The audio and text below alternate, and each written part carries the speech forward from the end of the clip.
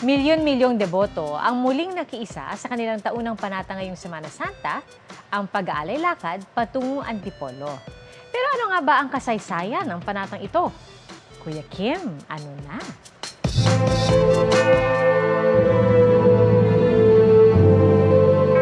Sa linggong ito, tinatayang mahigit 6 na milyong deboto ang naglakad ng kilo-kilometro patungo sa katedral ng Antipolo. Panata nila ito ngayong Semana Santa. Nasubukan niyo na rin bang mag-alay lakad? Isa sa mga walang pagod na nakikilahok sa tradisyong ito tuwing mahal na araw. Ang 73 taong gulang na doktor na si Doc Lydia. Start ako since 2002. Naglalakad ako tuwing alay lakad, Bibi Santo. Yearly yan. Ang number 1 kong hinihiling palagi, yung good health. Ngayong taon na hinihiling ko kay Lord na tulungan yung anak kong pumasa sa physician's board exam.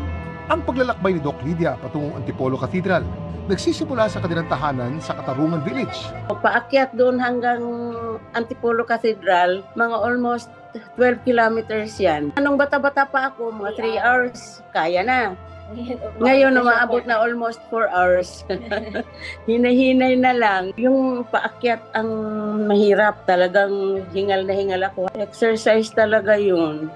Pero kinakamangha ng doktora, sa kabila ng kilo-kilometrong nilalakad niya kada taon, hindi raw ito iniinda na kanyang katawan. Usually, yung iba, maglaro lang ng 1 oras, masakit na yung mga katawan. Pero yan na ginagawa ko, wala. Pagising sa umaga, as in, wala lang. Kaya thank you, Lord. Wala sa edad June.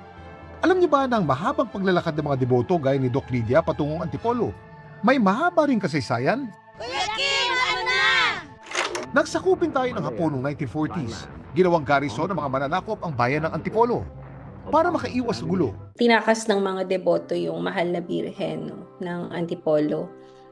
Hindi agad nila dinala sa Maynila, sa Angono muna, sa isang bahagi rin ng Rizal, tapos Santolan. May mga 500 tao din nakasama sa paglipat sa kanya mula sa bulubundukin ng Rizal patungo sa Quiapo. Tumira muna sa bahay ng mga Ocampo sa Quiapo bago formal na nilipat siya sa Quiapo Church. Tapos doon muna siya sa panahon ng gera. October 15, 1945, nung opisyal na nilakbay o inahon mula sa Quiapo patungo sa Antipolo.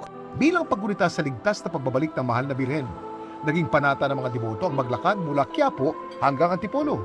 Dito nagmula ang nakagista nating alay lakad na nilalahukan pa rin hanggang ngayon ng milyon-milyong mananampalataya. Ngayong Semana Santa, naway mahanap ng bawat isa ang tunay na diwa ng sakripisyo at pananampalataya. Ito po si Kuya Kim at sagot ko kayo, 24 Oras.